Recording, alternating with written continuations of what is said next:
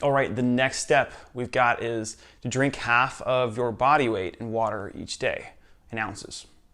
And when I first heard this, I was like, I don't buy it. Then I looked in the research, and the research actually does support it. So that's why we're giving it to you. It's because it actually does work. There was one study that was done over a 3-month period that had the participants drink 2 cups of water, which is about 16 ounces. A cup's typically about 8 ounces. It had 2 cups before they'd have a meal, and the group that did that for 3 months lost on average 44% more weight than the group that did not drink water before their meals.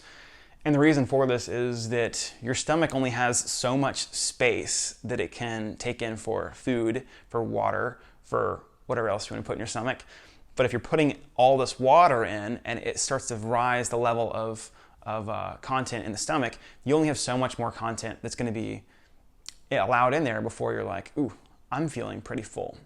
So that was one study I saw, and there was actually 2 more other references that I was reading that were referenced in there as well that showed that those that drank at least a cup before they had a meal, they consumed less during the meal.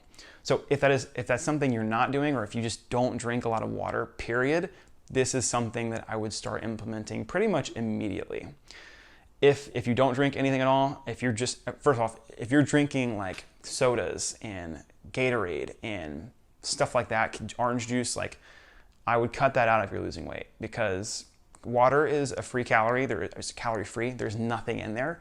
All those other things, you'd be really surprised how much calories like a glass of orange juice would have, or a soda.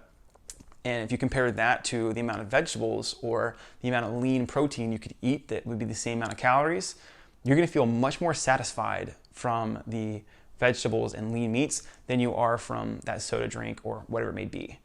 So look into that. It also does help with metabolism.